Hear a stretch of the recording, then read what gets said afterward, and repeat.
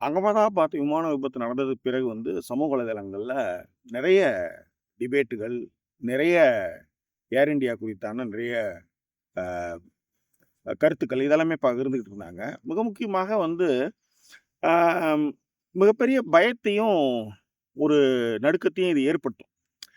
ஏன்னா, நீங்க நீங்க சாதாரணமா இருந்துட்டா பிரச்சனை இல்ல. இப்ப ஃபைனல் டெஸ்டினேஷன் மாரி படம்லாம் நீங்க பார்த்துட்டு, ஒரு முறை நீங்க விமானம் ஏறி இறங்கும்போதும் அ இன்னொரு லைஃப் அப்படின்ற மாரி தான் அது நீங்க பண்ண முடியும். ஆனா, நீங்க யோசிச்சு பார்த்தீங்கன்னா, உலகமெங்கும் லட்சக்கணக்கான விமானங்கள் தினந்தோறும் பயணப்பட்டுட்டு தான் இருக்கு. ஆனா, இந்த மாதிரியான விபத்துகள் நடக்கும்போது, அந்த பயணிக்கிறதோ, இல்ல மத்த விஷயங்களோ நின்னுடுச்சா அப்படின்னு கேட்டா, அது இல்ல. அந்த இடத்துக்கான விஷயங்கள், அது சார்ந்த இடங்கள்ல மட்டும் தான் குளோஸ் பண்ணுவாங்களோசரம், மத்த இடங்கள்ல எல்லா இடத்துலயுமே விமான பயணங்களும் சரி, மத்த விஷயங்களும் சரி, தொடர்ந்து அது இயங்கிட்டு தான் இருக்கும். இல்லன்னா உலக பொருளாதாரமே உடைஞ்சு போயிடும். அ விமான பயணம்ன்றதுல நம்ம வெறுமனே நம்ம பயணிகள் மட்டும் இல்லாமல் பார்சல்லேருந்து ஏகப்பட்ட விஷயங்கள் இந்த விமான பயணங்கள் நடந்துட்டு இருக்கு.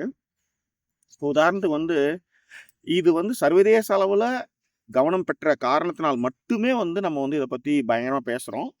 ஆ ஊடகங்கள் அதுக்கான முக்கியத்துவத்த குடுக்குது.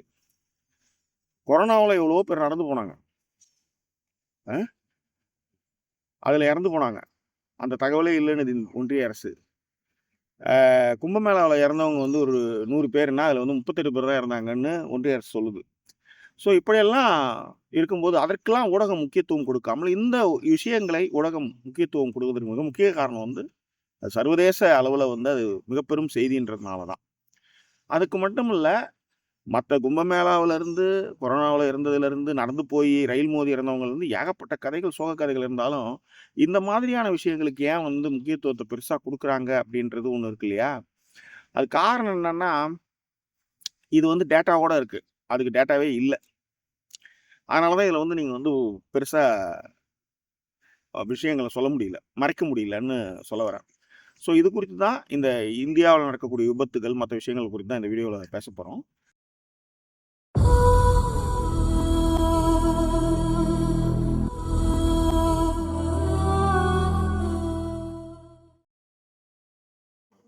இந்த விமான விபத்து நடந்ததுமே ஒரு விஷயம் ஒண்ணு நடந்தது.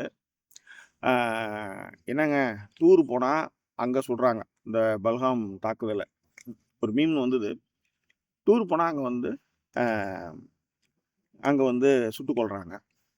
சரி, அங்கிருந்து நம்ம ஒரு 17 வருஷமா, 18 வருஷமா கிடைக்காத ஒரு வெற்றி கோப்பை கிடைக்குதே அப்படின்னு, அந்த விழாவுல பங்கு பெறலாம் அப்படின்னு போனா, மிதிச்சு தள்ளி ஒரு 10 பேர சாவடிக்கிறீங்க. சரிடா, எங்கேயாவது வெளிநாட்டுக்கு போயிரலாம் அப்படின்ட்டு, வெளிநாட்டுக்கு கிளம்பி போறதுக்காக கிளம்புனா, கடைசியில பார்த்தா நீங்க அ விமானம் விபத்துக்குள்ளாகுது. சரி, விமானம் தான் விபத்துக்குள்ளாகுதேன்னு போயி, ஹாஸ்டல்ல உட்காந்து ஏதாவது பேசலாம். ஹாஸ்டல்ல போய் உட்காந்து சாப்பிடலாம் அப்படின்னு போனா, ஹாஸ்டல் மேல ஃப்ளைட் விழுது. ஸோ இப்படியெல்லாம் நடந்துகிட்டு இருக்கும் பொழுது, அப்படின்னு அதாவது அதாவது தப்பிக்கணுன்ற வழியே இல்ல. அ ஒண்ணு ஸ்பாட்டட் ஆச்சுன்னா, நீங்க எங்க போனாலும் இதுதான். லைஃப் ரொம்ப ஷார்ட். அதனால ரொம்ப சீக்கிரமா அதாவது கோவங்கள்லாம் இல்லாம வாழ பழகுங்கன்ற மாரி எப்பயுமே ஒரு மீம் வரும். அந்த மாரி இந்த ஒரு மீம் சமீபத்திய நடந்த நிகழ்வுகள வச்சு அத பேசியிருந்தாங்க. விஷயம் என்னன்னா, நான் சொன்ன மாரி இது சர்வதேச அளவுல கவனம் பெற்றதுனால டேட்டா இருக்கிறதுனாலயும், நீங்க பொய்லாம் சொல்ல முடியாது. சொல்லியே ஆகணும். பெயர்கள் நீங்க மறைக்க முடியாது. கும்பமேளா மாரி இதுல பண்ண முடியாது. நீங்க நல்லா கவனிச்சு பாருங்க. ஒரு நாளைக்கு இந்தியாவில் 450 பேர் இறக்குறாங்க. ஒரே ஒரு நாள்ல இந்தியாவுல 450 பேர்கிட்ட இறந்து போறாங்க.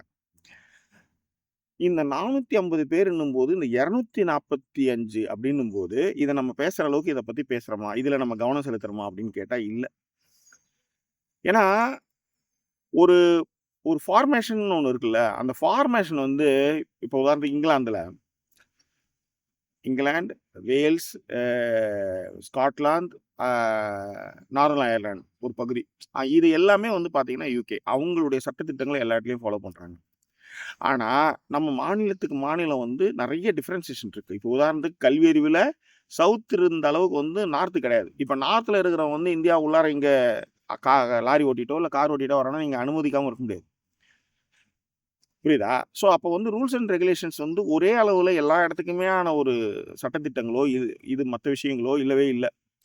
அதுல காரணம் என்னன்னா, கல்வி அறிவு பரவலாக்காம, ஆம் அதாவது அதான் சொல்றேன். ஒரு WhatsAppல வந்து ஒரு ஃபார்வர்ட் பண்ணாலே வந்து அத நம்பி போற கூட்டம் தான் அங்க நெறைய இருக்கு. ஆனா தமிழ்நாட்டுல அந்த கதை மயிர்லாம் வேகாது.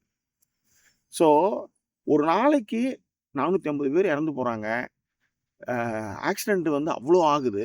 சரி, இந்தியாவுல தமிழ்நாட்டுல தான் அதிகமான ஆக்சிடென்ட் ஆகுதுன்னு சொல்றாங்கல்ல. காரணம் அதுதான். அது உண்மதான். ஏன் அப்டின்னா, நடுத்தர வர்க்கத்துல வந்து பணப்புழக்கம் அதிகமாகி, பொருளாதார அளவுல வந்து முதல் தலைமுறை பட்டதாரிகள் வெளிய வந்து அவங்கவங்க வீட்லயும் கார். ஸோ இந்த சில விஷயங்கள்லாம் வந்து நம்ம வந்து ரொம்ப அலட்சியமான அணுகுமுறை காரணமாகவும், நம்மளுக்கு டிராஃபிக் இப்போ உதாரணத்துக்கு வந்து நீங்க யுகேல வந்து நேஷனல் ஹைவேல எங்கேயுமே எந்த வண்டியும் நிக்கவே கூடாது. எவனும் நடந்தே மாட்டான். நேஷனல் ஹைவேல எவனாவது நடந்தான்னா அது வந்து குற்றம். நம்ம ஊர்ல வந்து பாத யாத்திரைக்கு போவோம். என்னத்துக்கு வேணாலும் போவோம். அ அங்கங்க ஒரு டோல்னா டோல் பக்கத்துல ஏகப்பட்ட கடைகள விரிச்சு வச்சிருப்போம். இங்க வந்து சர்வீஸ்னா நேஷனல் ஹைவேஸ்லேருந்து தள்ளி உள்ளார போய் அதுக்குன்னு தனியா பாதுகாப்பான ஒரு இடத்துல தான் அவங்க சர்வீஸ் சென்டர் வச்சிருப்பாங்க. அதில பெட்ரோல் பில் இருக்கும். ரெஸ்ட் எடுக்கலாம். ரெஸ்ட் ரூம்ஸ்லாம் இருக்கும். நம்ம ஊர்ல அப்படியா? ஆவுன்னா ஒரு காப்பி கடை, ஒரு டீ கடை, ஒரு இளநீ கடை. உடனே அந்த இளநீ கடைக்கு நிக்கிறதுக்கு ஒரு கூட்டம். உடனே அந்த இடத்துல வண்டிய நிறுத்தி சாப்பிடுறதுலேருந்து என்னென்ன அட்ராசிட்டி இருக்கோ அதெல்லாம் பண்ணிட்டு, நாம வந்து அரச வந்து குற்றம் சொல்ல முடியாது. காரணம் என்னன்னா, நம்ம வந்து கொஞ்சம் கொஞ்சமா அது வந்து அ இங்க வந்து ஒண்ணும் இல்ல. நான் இங்க வந்து பார்த்தப்ப எனக்கு என்னன்னா, குட்டி குட்டி பசங்களுக்கு முதல்ல வந்து ஒரு ஒரு எல்கேஜி, யுகேஜி தான் இருக்கு. எல்லாருக்கும் வந்து ஒரு இந்த பாதுகாப்பு சட்டம் இருக்குல்ல, அந்த கிளாரட் அந்த இது, அந்த மாரி ஓவர் கோட் ஒண்ணு போட்டுக்கிட்டு எல்லாம் குட்டி குசுமால்லாம் கூட்டு போய், எங்க நிக்கணும், எங்க நடக்கணும், எப்படி கிராஸ் பண்ணணும்னு சொல்லிக் குடுக்குறாங்க. நம்ம ஊர்ல என்னைக்காவது சொல்லிக் குடுத்துருமா? முதல்ல வந்து இங்க எல்லா அப்பாவும், அம்மாவும் எல்லாமே சொல்லிக் குடுப்பாங்க. நம்ம ஊர்ல அப்படிலாம் சொல்லிக் குடுத்ததே கிடையாது. நாமளா பார்த்து, நாமளா வாழ்ந்து, நாமளா வரோம். காசு குடுத்தா லைசென்ஸ் கையில வந்துற போகுது. இந்த மாரியான ஊர்ல இருக்கும்போது தினமும் ஆக்சிடென்ட் நடக்கிறது ரொம்ப சகஜம் அப்படின்ற மாரி போயிடுச்சு. அத நம்ம எளிமையா கடந்து போறோம். ஆனா, இந்த ஃப்ளைட் விஷயத்த வந்து பார்க்கும்போது பார்த்தீங்கன்னா, நம்ம நெறைய பேசுறோம். அவங்களுக்கு பின்னாடி வந்து கண்ணீர் கதைகள் வந்து நம்ம வந்து நெறைய பேசுறோம். உண்மதான். அதாவது ஒரே குடும்பத்த சேர்ந்த ஒரு டாக்டர் இங்கிலாந்துக்கு வந்து இவ்வளோ நாள் இருந்து எல்லா பேப்பர் ஒர்க்ஸும் முடிச்சுட்டு குழந்தைங்களோட ஃப்ளைட் ஏறி 15 செகண்ட்ல 30 அதான் ஒரு 2, 3 நிமிஷத்துல வந்து இறந்து போறாங்க. குடும்பத்தில யாருமே இல்ல அப்படின்றதும், ஒரு பொண்ணு வந்து அப்பா ஏத்தி விட்டுட்டு லண்டன் போகுதுன்னு பார்த்தா, அது திடீர்னு ஃப்ளைட் கிராஷ்ல போனதும், க்ரூ மெம்பர்ஸ் பின்னாடி ஒரு பெரிய கதை இருக்கு. விமானிகளுக்கு பின்னாடி ஒரு மிகப்பெரிய கதை இருக்கு. எல்லாத்த விட கொடும ஒரு செவிலியர் வந்து லண்டன்ல வந்து பார்ட் டைமா ஒர்க் பண்ணிட்டு, அவங்களுக்கு கவர்மெண்ட் வேலை கிடைச்சிருக்கு. அவங்க வீட வேற கட்டியிருந்தாங்க போல இருக்கு. அதெல்லாம் பார்க்கறதுக்கு வந்துட்டு பார்த்தா, அவங்க வந்து கேரளாவ சேர்ந்தவங்க வந்து இந்த பிளாஸ்ட்ல வந்து இந்த விபத்துல வந்து இறந்து போயிருக்காங்க. இந்த மாரி ஏகப்பட்ட கண்ணீர் கதைகள் ஒவ்வொன்னும். இப்ப நீங்க இந்த கண்ணீர் கதைகள்லாம் வந்து ஓரளவுக்கு வந்து நம்ம பேசுறோம் இல்லையா? நம்மகிட்ட வந்து ஒரு சின்ன ஒரு விஷயம் இருக்கும். இத பேசுற அளவுக்கு நம்ம வந்து கும்பமேளாவுல இருந்தவங்கள பத்தி ஏன்னா நமக்கு தெரிஞ்சா தானே அத பத்தி பேசுறதுக்கு. ஏன்னா மீடியா வந்து கடந்த 10 வருடங்களாகவே வந்து நாங்க என்ன சொல்றோமோ அத மட்டும் பேசினா போதுன்ற அளவுக்கு இருக்கு. அதனால தான் சமூக ஊடகங்கள்ல நெறைய விஷயங்கள் அத பேசி அத வந்து விஷயமா பண்ணியிருக்காங்க. இப்ப உதாரணத்துக்கு வந்து எல்லையில் நம் ராணுவ வீரர்கள் வந்து அவங்களுக்கு குடுத்த ரயில் பெட்டியிலருந்து, அதே நேரத்தில ஐபிஎல்ல இருக்கிற கிரிக்கெட் வீரர்கள் வந்து வந்தே பாரத்ல வர்றதையும் கம்பேர் பண்றாங்க. இப்ப தான் வந்து ஓரளவுக்கு வந்து மக்கள் வந்து அத வந்து பொது வெளியில பேசுறாங்க. ஸோ அப்படிலாம் இருக்கும்பொழுது இந்த விமான விபத்து நடந்துருச்சு. அப்ப அதுக்காக வந்து நம்ம வந்து அடுத்தது ஃப்ளைட் ஏறாம இருக்க போறோமா? ஒரு விபத்து நடந்துச்சுன்னா, அது பாக்கட்டும் ஒரு ஓரமா இருக்கும். அடுத்தடுத்த வேலைய பார்த்துட்டு போவோம் இல்லையா? அந்த மாரி தான். இப்ப என்னன்னா ஏர் இந்தியா ஏற்கனவே மத்திய சர்க்கார் வச்சிருந்தாங்க. அதன் பிறகு அது வந்து டாட்டா வாங்குனாங்க.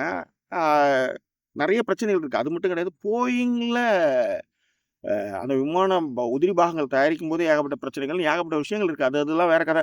நான் சொல்ல வர்றது என்னன்னா, இந்த தினமும் சாலை விபத்துகள்லே இவ்வளோ பேர் இறக்குறாங்க. அப்ப வருஷத்துக்கு எவ்வளோ பேருன்னு யோசிச்சு பாருங்க. நாம அந்த விஷயங்கள்லாம் பேசாம இந்த விஷயங்கள பேசுறதுக்கு மிக முக்கிய காரணம், இது சர்வதேச அளவுல கவனம் பெற்றது அப்படின்றது தான். ஏன்னா, இங்க இருக்கிற மாரி நீங்க மறைக்க முடியாது. அத எல்லாத்தையும் இங்க சொல்லியே ஆகணுன்றது தான் இங்க மேட்ரு. ஸோ நாம கூடுமான வரை அ அலட்சியமாகவும் சி ஆப்போசிட்ல வர்றவன் தப்பு பண்றான்னா நம்ம ஒண்ணும் பண்ண முடியாது. கூடுமான வரை நம்ம வந்து அலட்சியம் இல்லாமல் இருக்கணும். எந்த விஷயத்திலயும் அலட்சியமா இருக்கக்கூடாது அப்படின்றதும், இந்த சாலை விபத்து மூலமா சொல்லக்கூடிய விஷயம் அதுதான். நாமளும் வந்து அந்த மாதிரியான விஷயங்கள்லாம் பண்ணியிருக்கோம். ஆனா, அது எவ்வளோ பெரிய தப்புன்றத இங்கே வந்தப்புறம் நம்மளால் உணர முடியுது. அதுதான் உண்மை. கன்க்ளூஷனாக சொல்லணும்னா, ஏழை சொல்லி என்றைக்குமே அம்பலம் ஏறாது. ஆனால் பணக்காரன் சொல்கிறது ஏறும் அப்படின்வாங்க. ஆனால் நான் இதில் வந்து நடுத்தர மக்களும் இதில் பயணிக்கிறாங்கன்றதுனால சொல்கிறேன். ஆனால் நிறைய சாலை விபத்துகளில் விழிப்புணர்வு இல்லாதனாலையும், அவங்களுக்கு சரியாக அந்த சீரியஸ்னஸ்ஸே இல்லாதனாலையும் இங்கே நடக்குது. இப்போ உதாரணத்துக்கு நம்ம ஊரில் வந்து 70 மைல் ஸ்பீடில் ஒரு கார் வருதுன்னு வச்சுக்கோங்க, அவன் ஜஸ்ட் லைக் தட் கையில் அப்படி அப்படி ஸ்டைலாக காமிச்சிட்டு கிராஸ் பண்ணுவான். இங்கிலாந்தில் வந்து ரோட்டில் எவனுமே நடக்க மாட்டான். பிளாட்ஃபார்மில் தான் நடப்பான். ஆனால் நம்ம பிளாட்ஃபார்மில் தான் நிறைய கடை வச்சுட்ருக்கோம். இந்த மாதிரி நிறைய சிக்கல்கள் இருக்குது. இந்த சிக்கல்கள்லாம் என்னைக்கு தீருன்றது தெரியல. அதனாலே நம்ம வந்து சாலை விபத்துகள் வந்து முதன்மையாக இருக்குது. ஒரு நாளைக்கு வந்து 450 பேர் கிட்ட இறந்து போகிறாங்க அப்படின்றது இந்தியா முழுக்க அப்படின்றது வந்து ஒரு மிகப்பெரிய லாஸ் அது. இந்த 450 பேரில் எத்தனை அறிவியல் அறிஞர்கள் இருந்திருப்பான், எத்தனை எதிர்காலத்தை ஏதோ ஒன்று விஷயம் அவன் பண்ணியிருப்பான்ல. இந்த மனித நிறைய பேர் இருக்கிறதுனாலே வந்து அது ரொம்ப ஜஸ்ட் லைக் தட்டாக கண்டும் காணாமல் போயிட்டுருக்கோம். இதெல்லாம் இந்த வந்து பெரிய டாபிக் இது. அதுதான் மேட்ரு. ஸோ வேற என்ன உங்கள் கருத்துக்களை பின்னங்களை தெரியப்படுத்துங்க. மீண்டும் வேறொரு எபிசோடில் உங்களை நான் சந்திக்கிறேன். அதுவரை நன்றி கூறிய உங்கள் ஜாக்கி சேகர். நன்றி, வணக்கம்.